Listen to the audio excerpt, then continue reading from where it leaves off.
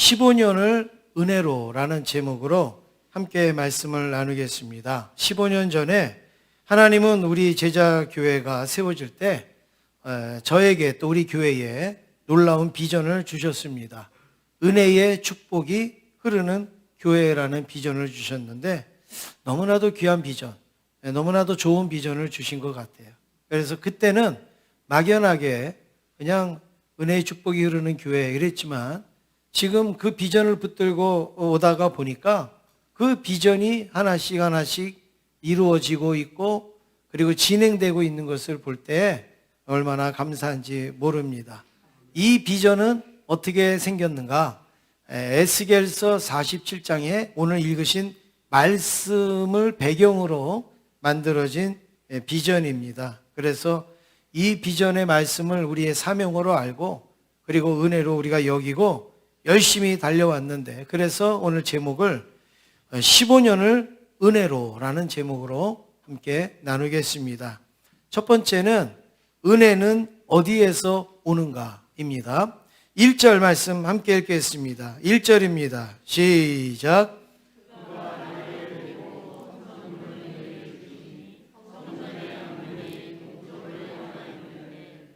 그 문지방 밑에서 물이 나와 동쪽으로 흐르다가 성전 오른쪽 제단 남쪽으로 흘러 내리더라. 네. 제가 설립 예배 때마다 이 본문을 우리가 가지고 조금씩 또 상황에 맞춰서 다르지만 나누는데요. 왜냐하면 이 비전을 계속 우리가 공유해야 앞으로도 계속 이 비전을 따라서 움직이기 때문에 처음부터 계신 분들이 알지만 또 이렇게 새로 오시고 하신 분들은 잘 모르시기 때문에 설립 예배 때만큼이라도 이 비전을 우리가 나눠야 되겠다 싶어서 제가 이 말씀을 나누는데요. 오늘 보니까 성전 문지방 밑에서 물이 나왔다 이렇게 말합니다. 이거를 신학적으로 또 우리가 성경 주석으로 보면 생명수라 이렇게 우리가 말할 수가 있는데 이 성전 문지방 밑에서 나왔다. 풍수 지리로 보면 이건 좋은 현상입니까? 좋지 않은 현상입니까? 좋은 현상이에요? 좋지 않은 거죠. 성전 문지방 밑에서 물이 줄줄줄줄 나오는 거는 여러분 별로 좋은 것 같지는 않아요. 그런데 오늘 여기에 보니까 거기에서 물이 나와서 동쪽으로 막 흘러갔다 이렇게 말하는데 오늘 여기서 말하는 성전 문지방 밑에 흘러나오는 물은 생명수, 또 다른 말로 하면 하나님의 축복, 하나님의 구원, 하나님의 은혜 이런 것을 그 물로 이렇게 표현을 한 내용이죠. 그래서 하나님의 은혜는 어디에 임하는가? 성전에 임하지 않습니까? 성전은 어디예요? 하나님의 집입니다. 하나님이 계신 곳이 성전이고 또 하나님을 만나는 곳이 성전이고 그리고 하나님이 임재하시고 좌정하는 곳이 성전입니다. 오늘날로는 이걸 뭐라고 그럽니까? 이 교회다. 그리고 예배당이다. 우리가 이렇게 말하지 않습니까? 그러므로 여러분 하나님의 은혜를 갈망하시고 하나님의 은혜를 사모하십니까? 그러면 성전 문지방에서 흐르는 이 은혜를 교회에서 교회를 통하여서 여러분 마음껏 누리실 수 있기를 간절히 소원합니다. 사람이나 환경은 다 하나님의 도구입니다. 하나님의 은혜를 전달하는 어떤 매체이지 은혜의 주관자는 될 수 없어요. 은혜의 시초는 될 수가 없어요. 목사도 여러분들도 다 하나님의 은혜를 나누고 흐르게 하는 전달자지 우리가 은혜의 주체가 아니라는 거예요. 여러분 혹시 여러분 가운데서도 사람을 은혜의 주체로 여기시는 분이 계시다면 오늘 생각을 바꾸시길 바랍니다. 나는 저 사람 때문에 나는 은혜가 안 돼. 나는 이것 때문에 나는 은혜가 안 돼. 여러분 그 하나님 잘못 믿는 거예요. 은혜의 주체는 누구예요? 하나님이에요. 하나님. 왜 전달하는 도구 때문에 우리가 하나님의 은혜를 저버린다는 것은 아주 어리석은 일 아니겠습니까? 그래서 사도 바울은 하나님을 뭐라고 고백하는가? 모든 은혜의 하나님이라 이렇게 말씀을 하고 있습니다. 이 하나님의 은혜는 어떻게 주어지는가? 하나님이 말씀을 통하여서 우리에게 주시는데, 하나님이 사무엘을 부를 때 사무엘이 이렇게 말합니다. 주여 말씀하옵소서, 주의 종이 듣겠나이다. 뭐 하여 달라고요? 말씀하옵소서, 주의 종이 듣겠나이다. 하나님의 은혜는 말씀을 통하여 전달됩니다. 그리고 그 말씀이 누구냐? 예수님의 질문에 베드로가 이렇게 대답합니다. 영생의 말씀이 여기 계시오매 우리가 누구에게로 가오리까? 이 말씀이 누구예요? 바로 예수 그리스도를 말씀하고 있는 거죠. 그러므로 하나님의 은혜는 예수님을 통하여서, 예수님이 주시는 말씀을 통하여서 오늘 우리에게, 저와 여러분에게, 우리 제자교회에 전하여 진 줄로 믿습니다. 오늘 제가 일부 예배 드려보니까 제가 설교를 3분의 1을 줄였는데도 일부 예배를 드려보니까 시간이 부족해요. 그래서 설교를 굉장히 함축해서 하다 보니까 조금 빠를 수가 있는데 여러분 좀 이해해 주시기 바랍니다. 두 번째로 은혜가 되살린다, 이렇게 말씀을 하죠. 8절 함께 읽겠습니다. 8절입니다. 시작.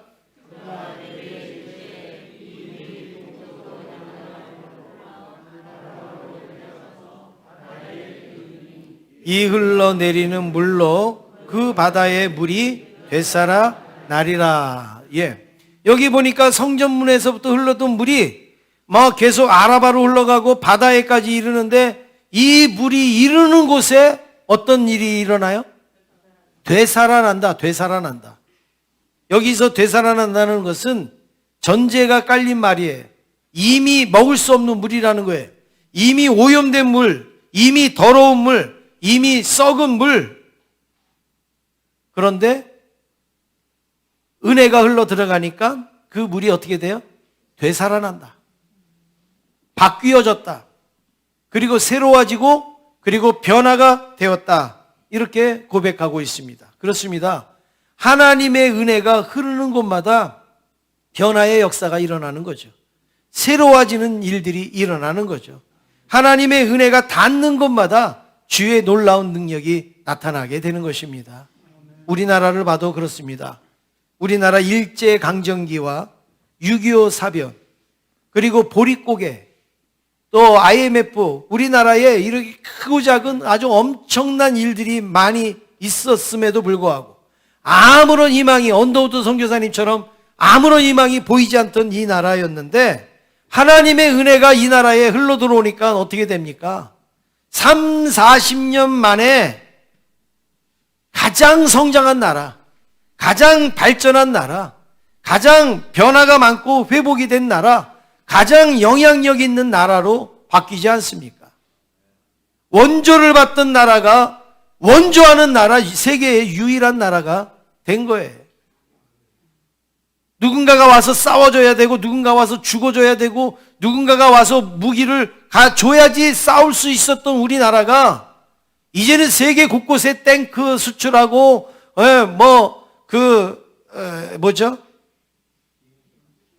비행기 수출하고, 장갑차 수출하고, 온 무기를 지금 수출하는 이런 나라가 된 것은 세계 유례에 없습니다. 우리나라밖에는 없습니다.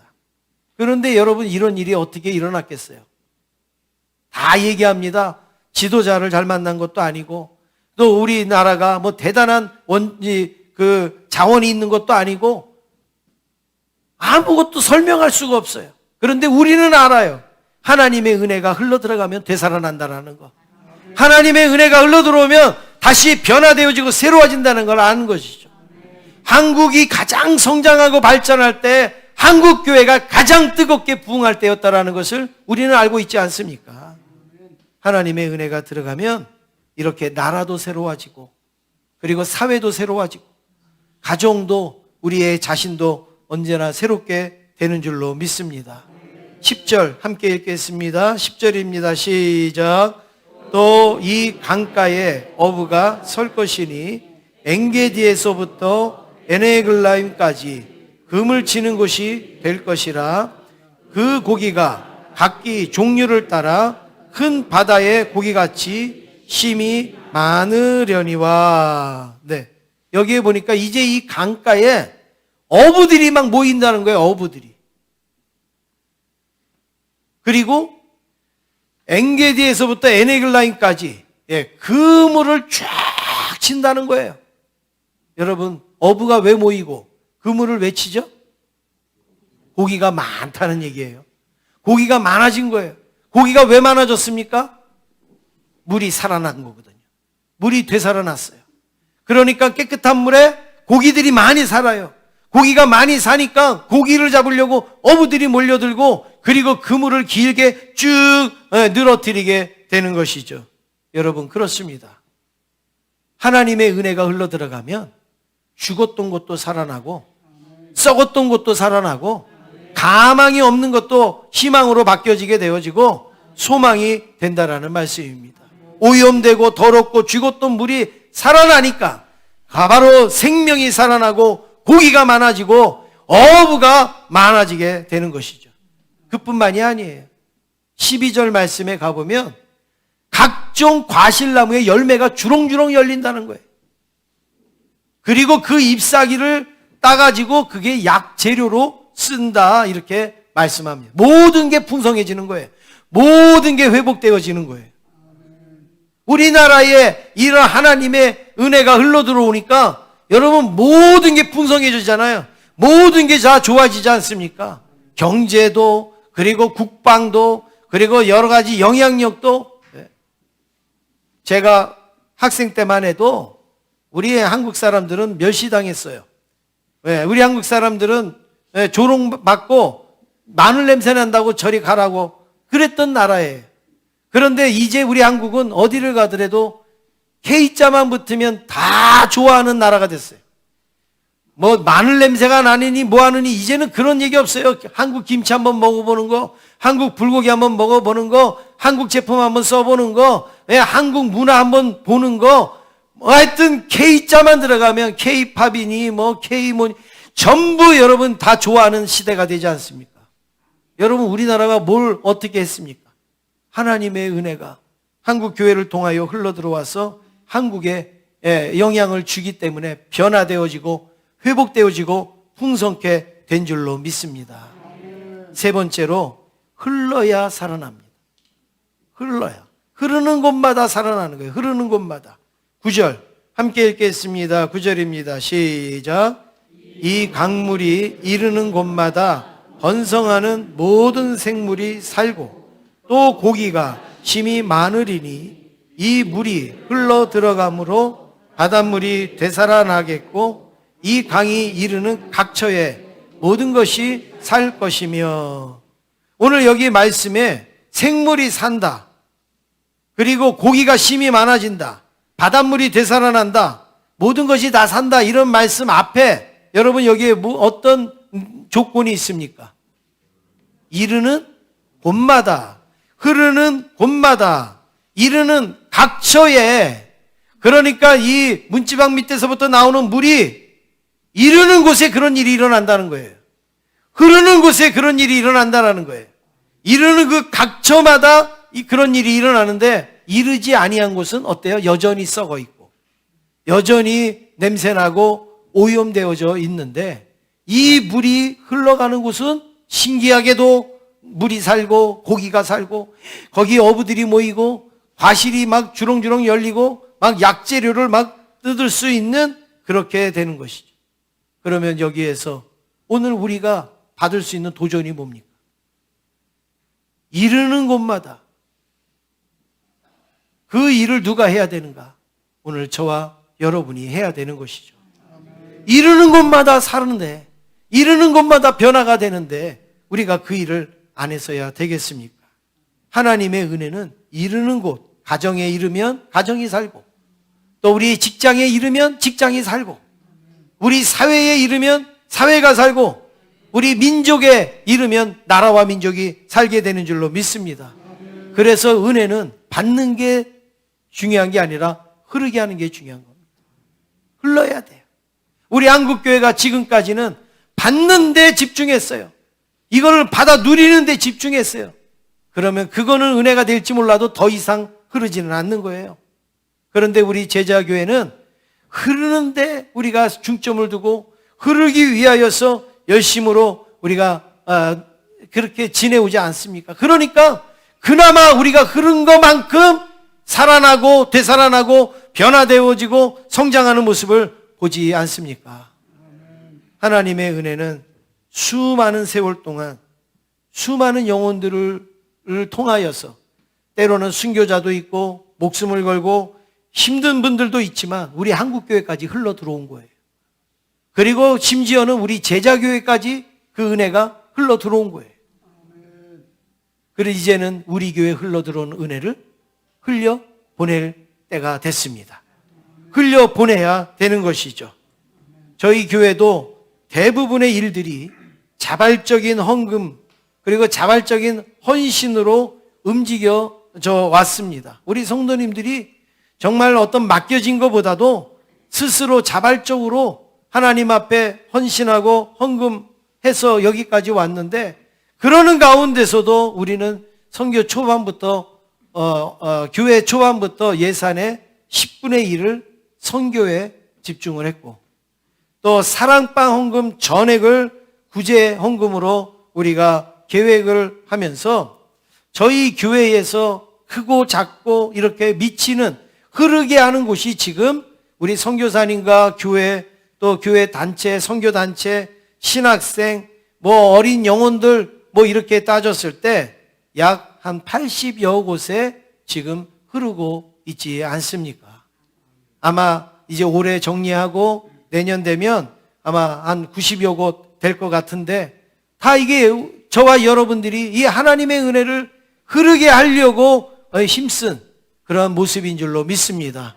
앞으로도 우리 제자교회는 하나님의 은혜를 흐르게 하는 일에 더 귀하게 쓰임받기를 간절히 원합니다. 더 열심을 낼 수 있기를 간절히 원합니다. 마지막 네 번째, 15년을 은혜로 왔습니다. 이번 설립 15주년 감사 예배를 준비하면서 이런 것들도 다 감사하지만 제가 특별히 감사한 것 두 가지를 발견을 했습니다. 첫째는 15년 동안 새로 오신 성도님들이 많으셨다라는 거예요. 15년 동안 저희가 열심을 낸 것보다, 저희가 노력한 것보다 새로 오신 성도님들이 많으셨다는 거예요. 그래서 더 흘려보내는데 더 쉬울 수가 있었습니다. 새로 오시는 성도님들이 계시면 교회가 힘을 얻어요. 새로 오시는 성도님이 있으면 교회가 기뻐요. 새로 오시는 성도님 있으면 교회가 행복해집니다. 그대로 정체되어 있으면 얼마나 힘들겠어요? 처음에 있던 분들로 계속 있으면 얼마나 어렵겠어요? 그런데 힘들 때, 어려울 때, 그럴 때 한 분씩 저희 교회에 같이 오셔서 은혜의 축복이 흐르는 교회로 이렇게 일하실 때에 교회가 활력을 얻게 되는 거예요.